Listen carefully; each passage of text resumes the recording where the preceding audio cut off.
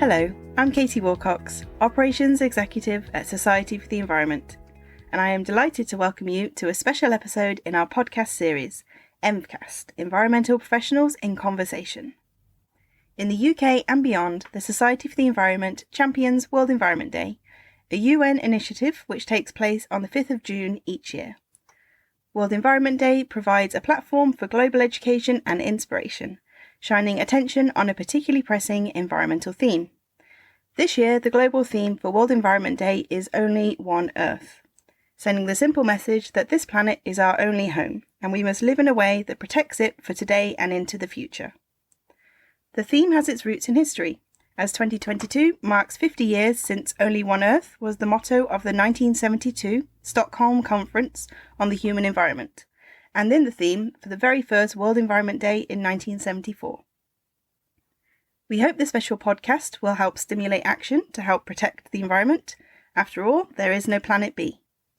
To kick things off, I am pleased to introduce Dougal Driver CEnv, Vice Chair of the Society for the Environment, who will be conducting this special interview. Dougal is a Chartered Environmentalist via the Institute of Chartered Foresters. Among his many roles, he is Chief Executive of Grown in Britain, focusing on supporting our homegrown forest product supply chains. He also chairs several forestry committees, advises ministers, wildlife trusts and private companies on the organisational and environmental strategies. In addition, Dougal is the World Environment Day lead at the Society, which makes him the ideal chair for this special episode of the podcast. I am also delighted to introduce today's interviewee, Andrew Marlow CEnv. It's great to have him on the podcast. Andrew has a working history with the Environment Agency, the United Kingdom Accreditation Service and Bar Hill Trans Utilities.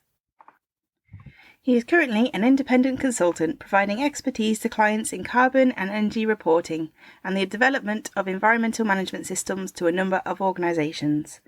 He works with accreditation bodies to assess certification bodies and is the UK technical expert for the verification and validation of environmental information and sits on a number of international organisation for Standardization Working Groups.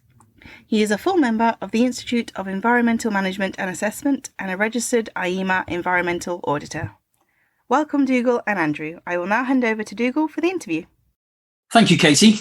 Really looking forward to this discussion today with Andrew Marlow. Andrew, I'd like to kick off by asking you to say a little bit about yourself, but actually what I'm really interested in is how did you get into the environmental profession in the very first place? Oh, right. That's an interesting question there. When I was younger, I don't think the environmental profession was an option. You know, it was maybe working in Woolworths, maybe working in banks and various other professions that were eminently more identified as professions. I started off as a chemistry graduate, and I very much wanted to work in the chemical industry. And at the time, I did know about pollution incidents from the chemical industry and things like this. And I think that rather put me off wanting to work directly in the chemical industry. And my first employment was with Southern Water, one of the water utility companies.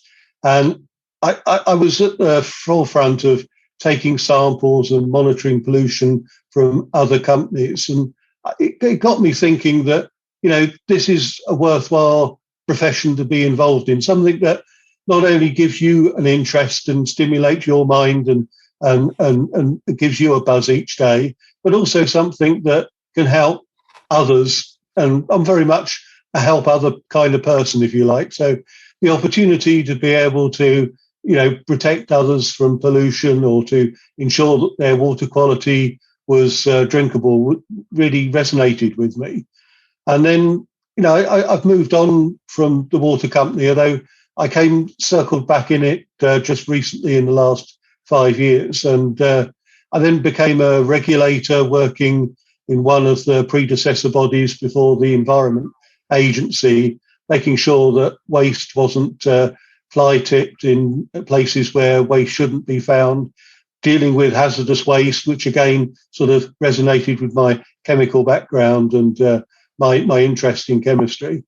And then moving on to the Environment Agency, trying to help businesses to understand about their pollution problems that they might have, but also about sustainability, how they could benefit. It wasn't just a cost implication upon their business. It was actually something that could positively deal with their profitability or deal with their improvement in their processes. So the Environment Agency was an opportunity to get involved in those areas. And then if I can continue that, I also then moved on to work on a couple of projects with the Environment Agency, trying to help Poland and Hungary accede to the European Union, and trying to transfer not only my experiences, but other colleagues within the Environment Agency and their experiences to those countries to help them, if you like, meet those final hurdles of getting into the European Union. So, and it was a cross-fertilisation project as much as anything. We got to learn a lot about what they were doing, and it wasn't always behind what we were doing. In some cases, it was very much in the forefront of the leading edge of encouraging businesses to, if you like, transfer fines for pollution rather than giving it to the chancellor of the country and going into the general coffers for the economy. It was something that they actually ploughed back into improving the pollution abatement equipment and, generally enhancing the environment in and around the factory. So, there were things that only now we're starting really to adopt in our regime as well. Mm. I was really interesting to hear you talk about how you got into it. And I was asked a question this morning. I was talking to a government department about how they can have an impact within their own sort of team and their personal lives. And I was asked a question. It seems there's a lot more incidents reported now, and I didn't know the answer. I said, I don't know the statistics, but I think that there's a lot more awareness. So maybe the public report things more now because they expect a lot more from the environment, quite rightly so. But I also said that businesses and organisations understand the penalties a lot more. They're quite strict penalties now, as I understand it. But I mean, you've been in this for a while from the start of your career, and you're still in it now. Should the answer have been statistically there is a lot more instances now, or there's less, or there's more reported? Is the sorts of things you had to deal with, and you saw when you mentioned the chemical industry and going into the more of the protection side? Have you got more to deal with now, or less? I would say there's been an increase. You only have to look at the Environment Agency, the way they report pollution incidents from water companies and from the waste industry and other sectors, that there is a rise in pollution incidents. Some of that's promulgated by a reporting mechanism that the Environment Agency uses to categorise high-level pollution incidents at Category 1, Category 2 slightly less so, and both of those can have a detrimental impact on the environment. So it's important to report those to the Environment Agency and to show that you're taking action on them. And then there's a third and other categories where you don't have to necessarily report them, but there are issues that you still need to deal with in the locality of where that pollution incident is. It's really quite, the theme of World Environment Day this year is Only One Earth, which was actually the first theme back in 1974. But it feels an obvious thing to say. It's the kind of thing you might see on a T-shirt, Only One Earth. Yeah. So it's really quite worrying that is it really quite worrying that you're seeing an increase in the level of instances when it's true that the impact of failing the law is high. Everyone's very aware of there's only one Earth, which is our theme this year. Does it not surprise you, as someone in the midst of it, that these things are increasing? It surprises me. Yeah, funnily enough, that's the watchword, if you like. Only One Earth was something that I took as the theme for the naming of my company, onePlanet Solutions Limited. So I recognised I needed to find a name for the company, and that resonated with me and has resonated with my clients. So we only have that one planet to live on, and we need to make sure that we have solutions to how we're going to best live on that planet, whether it's population control, whether it's biodiversity, whether it's pollution incidents we're talking about now, and climate change and all the other myriad of environmental issues that we have to deal with. And only recently I've dealt with a pollution incident before we came on to this podcast call about some organisation was my client organisation was using diesel to provide pumping facilities in a remote location. And given that the value of diesel nowadays, it's a highly stealable, thieving activity going on out there. And the client, I must admit, was a little bit less than prepared, because this metre cube of diesel was left on its trailer. So it was that much easier for someone to hook up, I guess, a Land Rover or something and just take it away and just leave it. But it had two implications, that there was some diesel spillage in the local area, but also the pumping that was an important part of the process couldn't take place, and that caused in its own right a pollution incident. So unfortunately it wasn't one of the higher categories that I mentioned earlier, but still it required some local attention, and I was up at 4:30 in the morning dealing with that for several hours in the day. No rest for the wicked, but good that there are people out there like you to run to the rescue. I don't need to. I hope I didn't sort of cartoonize that at all, because it's absolutely vital. And actually, I was going to ask you, being a chartered environmentalist, I'm a chartered environmentalist. I'm very proud of it, and I come from a forestry background, which is I guess quite niche in some respects. You might argue in that there's not a vast number of foresters. We don't have vast amounts of forestry. Actually, I found that being a chartered environmentalist has got me to get to know people like yourself across different disciplines and really open my eyes up. And I'm a big fan of collaboration across disciplines. But what about yourself? How important has being a chartered environmentalist been to you and helped you? Again, arguably, you're perhaps in a niche field within the environmental profession. Yeah, I think being a chartered environmentalist has brought benefits to me and the people that I interact with, whether they're clients or other local concerned citizens. In the first instance, I think it gives you a recognition, a sort of warm feeling that you're part of something bigger, that you've got that qualification, if you like, but it's not the be all and end all. It's something that is still part of your journey as an environmentalist. So I very much value the opportunity of knowing that I'm part of a wider and, as you said, broader church of environmentalists.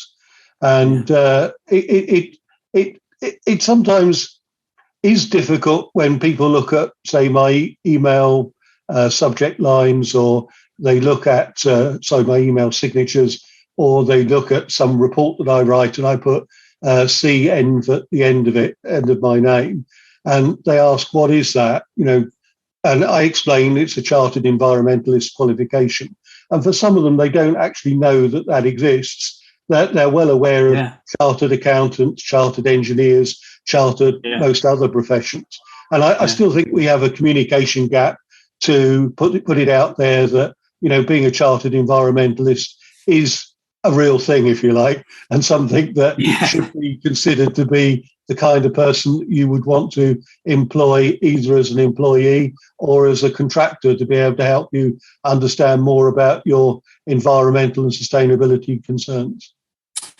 Yeah, really well put. And if there's anyone listening that isn't sure, there are very various routes into being a chartered environmentalist or a registered environmental technician as well. There's two ways in, and your home institution, and of which there's 20 odd, is a route to that. But do have a look at the CEnv website. I mean, what I find is that I say to others, actually, this is that if you wanted to develop your career across different disciplines and you came in, say, as a forester, as I am, or maybe you're in let's call it a niche area of the environment, actually your base qualification might pigeonhole you. You might be considered to be just about water, or just about trees, or just about pollution, or just about energy. But if you go in for a sustainability job as a chartered environmentalist, everyone is equal. There's a sort of everyone is equal thing. So I think it definitely is good for career progression, as well as that interaction and learning from each other's. But yeah, although there are 7,500, I think, or more across the world, it does feel one of the best kept secrets, and that's why we're doing things like this and learning about your career. So I'd like now, I think I've got down here a note saying highlights. Ask Andrew about some highlights. With all due respect, it looks like you've had a good career.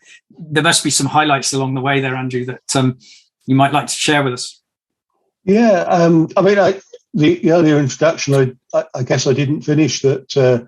I moved on from the Environment Agency to work with the United Kingdom Accreditation Service, where I was the environmental focus for the accreditation of certification bodies issuing, among other things, ISO 14001 and EMAS and so on, and also dealing with carbon verification and validation as part of the European Union's emissions trading scheme.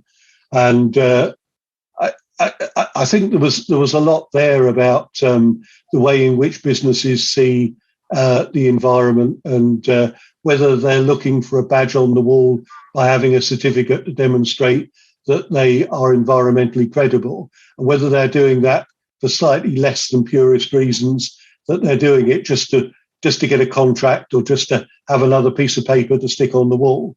But whatever their motivation might be, it still rubs off on them that there is something about the environment, and there is something there that they need to abide by the requirements of 14,001 in order to protect the environment and to maintain their certification. So I think that holds a great deal of opportunity out there for businesses large and small to be able to use a framework internally to manage their interaction with the environment, whether it's the environment on them or them on the environment. There's a lot that can be done to manage those issues. And then subsequently after that, I did return to work with a tier 1 contractor to Southern Water. So that was my career in full circle, if you like, where I started from. And I was an environmental manager dealing with pollution incidents. I wouldn't say on a daily basis, but I was the focus for preventing those from happening by reviewing projects and making sure we had the appropriate controls in place, not just for pollution prevention, but also to enhance the projects. When we left the project, we wanted to make the area that we've been working in a better place than it was before we started, shall we say. So there was a lot that we could do in that direction. And then subsequent to that, I've formed myself into an independent environmental consultancy, founded onePlanet Solutions Limited. And I now work with a number of other professionals, and Chartered Environmentalist qualification is something I look for, to know that they've been through those steps in their career and that it means something, if you like. And I do appreciate what you were saying, that whether you're a forester or a water engineer or whatever you might be in the profession, that there is a wider aspect to the environment, and it's good to be able to take viewpoints from others as well as from in your own employment and from within your own profession, and to round out what the environment really means, because it's all too easy just to focus on a very specific niche part of the environment. But nowadays, what with climate change and biodiversity, it's more important than ever to look at the broader concerns rather than the very narrow focus that might be immediately in front of you. That's it's wise words indeed. You mentioned the UK Accreditation Service, EnvCast, Grown in Britain is a certification body. So, and we've been circling that particular extra sort of echelon of accreditation, and certainly people who audit for us do it. So I really recognise the importance of that. And we're circling the wagons now a little bit again about dipping our toe in that water. But let me just move on, if I can, from that to cool. You talked about engaging and reaching out earlier in terms of the CEnv and Chartered Environmentalism and those sorts of things. I believe you got a pretty active YouTube channel. Is that right? Yeah, that's correct. Tell us a bit more about that. I mean, I'm intrigued, and I haven't looked at it. I've deliberately not looked at it before interviewing, but I will do afterwards. But tell me how that all came about and what you do there. Okay, yeah, no.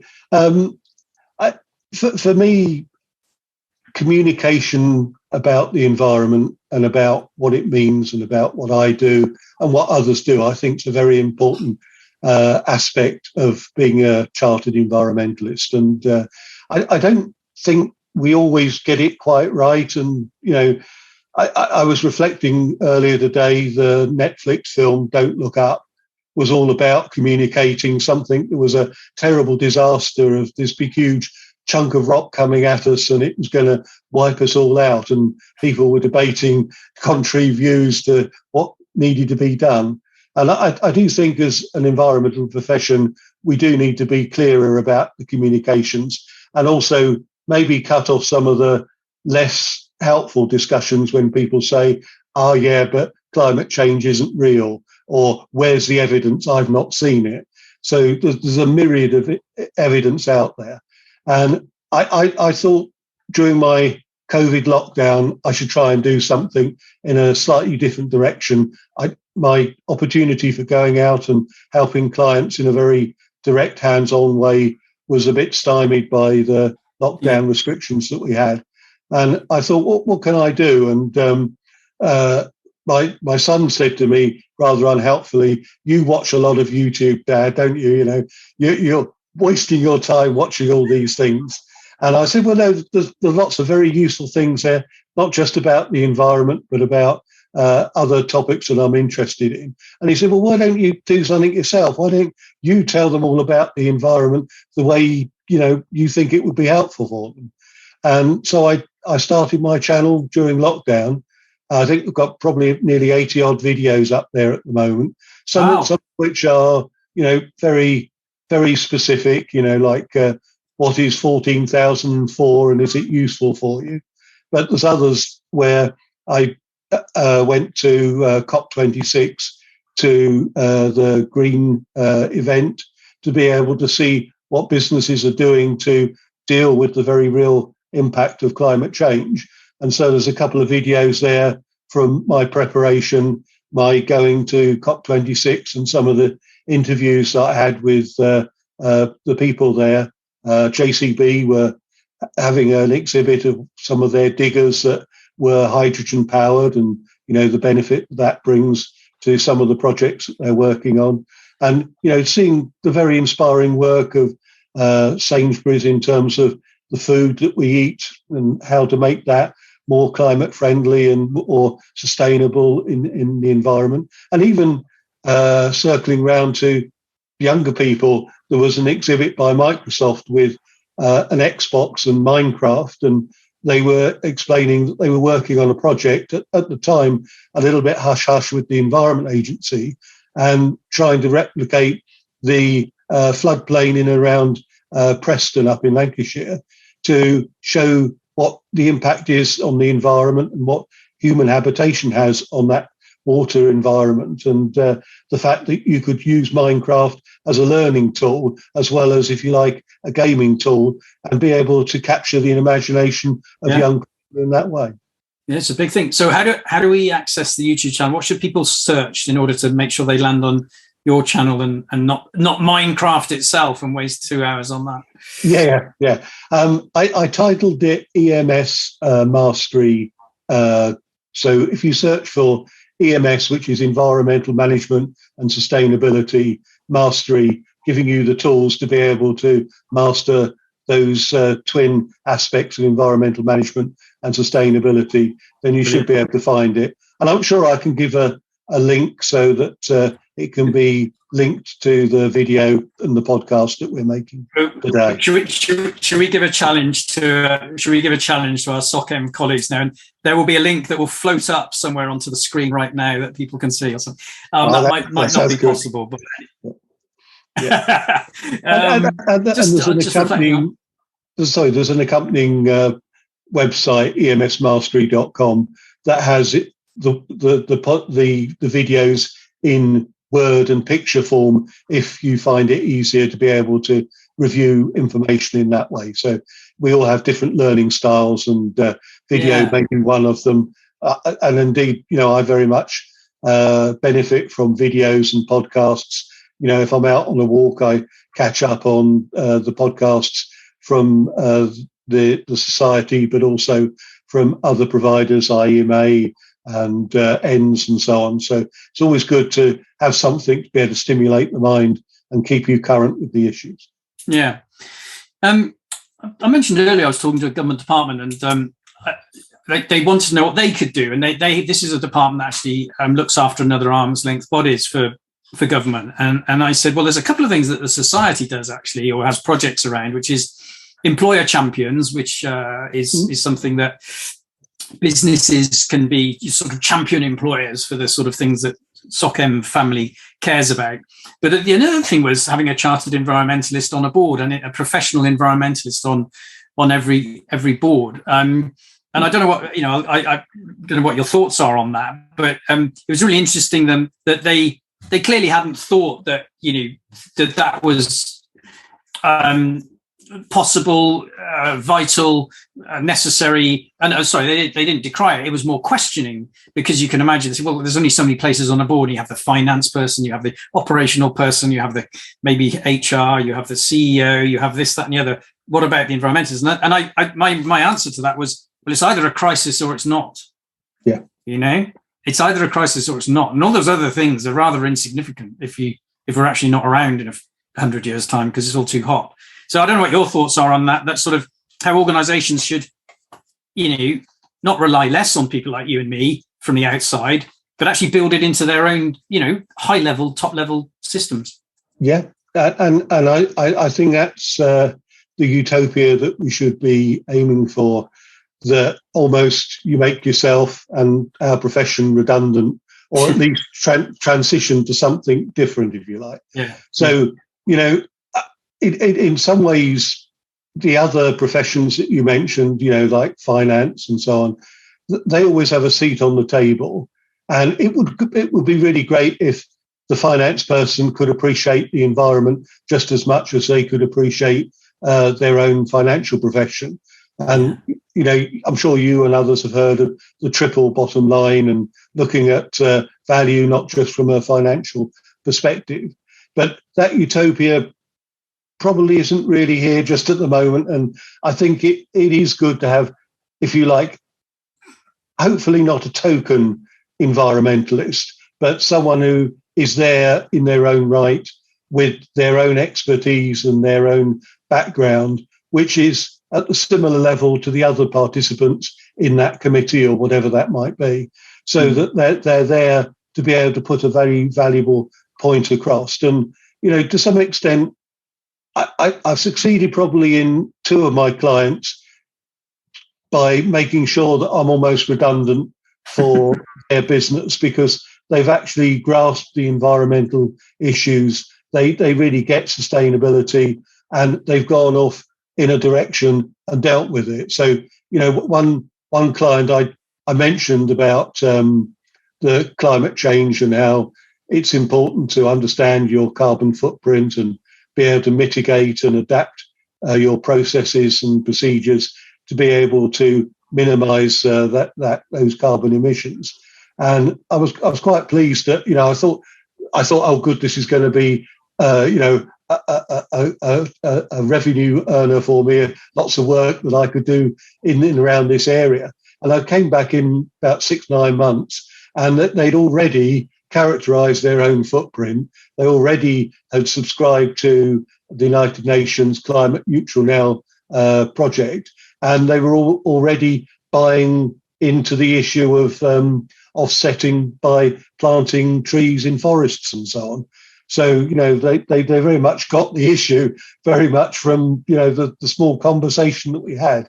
And, whilst I still feed in the odd useful pieces of information to them, they very much get that issue, and they don't need me, and I don't really think they need another environmentalist, because they get it within the context of their business.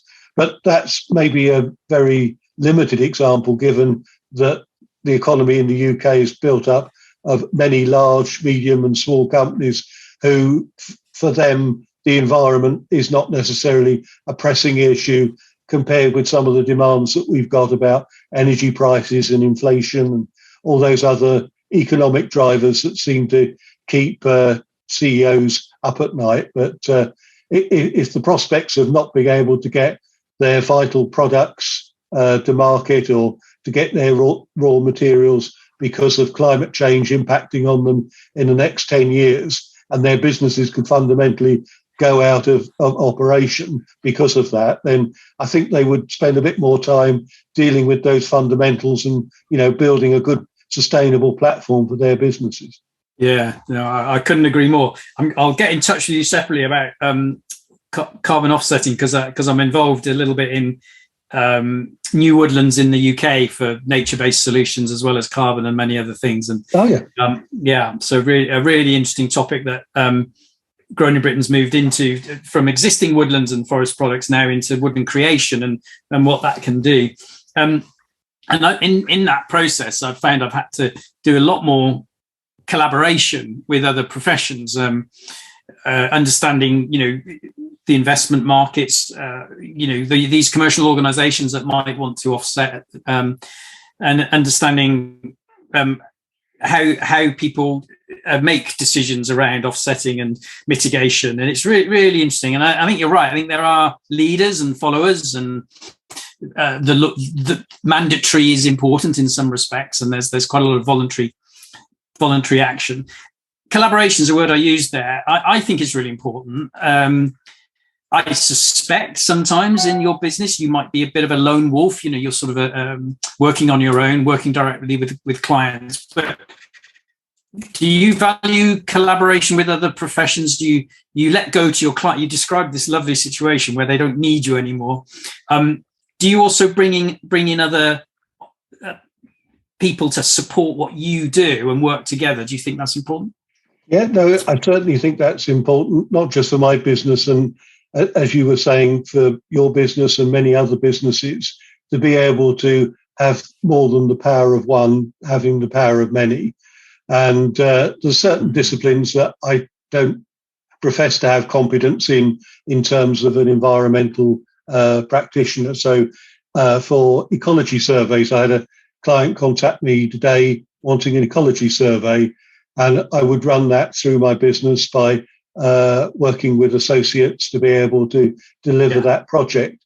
But I don't do that just to add revenue to my business, because I could just as easily put that business in contact with the ecologist and just let them run it directly from their company or from their business. But I do it when I can add value to the ecology survey. So whilst I'm not an ecologist, I can give extra dimensions to the biodiversity that would work on that particular site, or I can give other issues that would help, say, with climate change mitigation. So very much we have the opportunity to feed off each other. And I sometimes think consultancies, particularly one man or one woman consultancies, do tend to try and do everything themselves. And there is a great benefit to working with others in an associate form, you working for them working for you, and being able to experience a greater diversity of work. And I think that benefits not only the clients, but it also can benefit yourself in your own continuing professional development. The power of many. I love it. We got the only one Earth theme, and maybe it's not only one environmentalist and one chartered environmentalist. So it's not only one Earth, but not only one chartered environmentalist. We'll link the collaboration with the only one Earth. this has been fantastic, and I've got maybe one or two more questions, and then I think we'll come to a close. So thinking about moving forward, Andrew, are you positive about the future for the Earth? There only being one of said Earth. Yeah, I guess I'm always an optimist. Maybe through my long time on this planet, maybe tinged with a bit of realism. I think we will meet our aspirations to deal with climate change, and we have dealt with many of the pollution incidents from our industrial revolution and the legacy issues that we have from that, and that we have cleaned up our act. We're no longer the dirty man of Europe as we were once coined. So I think we've come a long way, but we've still got challenges. I mean, there's still air quality issues in our villages and towns, and that's caused by the motor vehicles and diesel transport that brings the goods to the shops for us to buy. And some of that model needs to be looked at again about how we actually want society to function. Electric vehicles, hydrogen vehicles might be part of that equation, but ultimately I think we do need to rethink some of the ways in which we want our society to function. And I'm optimistic that we will meet our targets, but based on the current climate, I think we've got big challenges. I mean, who would have thought that there would be a major world global pandemic that would affect, every country in the world? Who would have thought that Russia would wage an unjust war in Ukraine and cause problems and shocks and reverberations into the very food that we buy? So, it's not a remote war that we can just look over the fence and go, oh, yeah, but that's not affecting us. Our wheat and other materials, or sunflower oil and so on, come from those countries or are processed through those countries. So we've got issues about how our global economy works. And I was recalling just before this podcast, if you think about all the billions of pounds or dollars or yen or euros that have been spent trying to combat the COVID-19 pandemic, and all of the billions that are being ploughed in to help bolster the defences for the Ukraine people. And I'm not saying let's not do that, because I think it's a very valuable thing to do to protect the democracy of a country. But if we can mobilise finances and deliver on the needs of those particular issues, then surely we could do something much, much better about the climate change and about biodiversity going forward. And I know some, efforts, some resources and finances are being put in that direction, but by all the reports that I read and the evaluations that I read, it's not enough to meet those aspirations by those target dates. So, we've got to ramp it up, both through governments, but also our own choices that we can make to try to reduce our own carbon emissions. And I reflect, and I don't think this is a situation that I could sustainably live with as a business going forward. But during COVID times, I probably had to drop my profitability by about 50%, but my carbon footprint went down to approximately one ton of carbon. And that was from something that had previously, when I first started the consultancy, been about 130 odd tons. Wow. And I was sort of heading down from about 70 the year before COVID struck. So to be at 1 ton of carbon shows that it's possible. Yeah. And, I can't see it being sustainable, because clients already are asking me to go on site, like the pollution incident and like other meetings that I need to have with clients. But it shows that it can be done, and we need, as the common expression goes, to have a new normal, the way in which we want our businesses to run and our societies to run. And now's the time, a good time, to have a rethink about what we could do better to improve the delivery of services and the very valuable things that we do as a society against a backdrop of what we can do to reduce our carbon footprint, rather than just saying, kick it into the long grass for 2030, 2040, 2050, and oh dear, we missed it. We've got no planet to live on anymore. Yeah, absolutely. Couldn't agree more. And it does feel like there's an opportunity at the moment, because the world is looking for solutions to these things that have challenged the planet, and people feel they need to connect much more to what's around them. That's not just unique to this country. I'm sure that's global. So it does feel like an opportunity time. Andrew, thank you so much for your time. Really, really appreciate it. It's been really, really enjoyable to talk to you today. And enjoy World Environment Day on the 5th of June.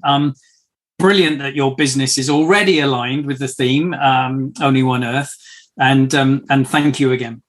Yeah, and it's been a real privilege to have the conversation today, and to build on the conversations that you've had with others, leading professionals in various different fields at the Chartered Environmentalist level. So I look forward to hearing my wise words being spoken back to me, and I look forward to seeing and hearing future podcasts and catching up on the valuable work that others are doing in the environmental field. Thanks, Andrew. If you're curious to hear more about the Chartered Environmentalist, Registered Environmental Practitioner and Registered Environmental Technician registers, please take a look at our How to Become and Why Become recorded webinars on our website, socenv.org.uk. Or you can find them on our YouTube channel, Society for the Environment, where you will also find a variety of environmental webinar series and various different insights from registrants. To keep up with all of the Society's latest news, you can follow us on Twitter and Instagram at socenv_HQ and LinkedIn at Society for the Environment (SOCEnv). We'll release a new episode on the first Wednesday of each month, so if you're interested in our future podcasts, please subscribe to hear more from us. You can subscribe and review through a variety of platforms such as Apple Podcasts, Spotify and Castbox. Thank you for listening or watching on YouTube. We look forward to the next episode next month.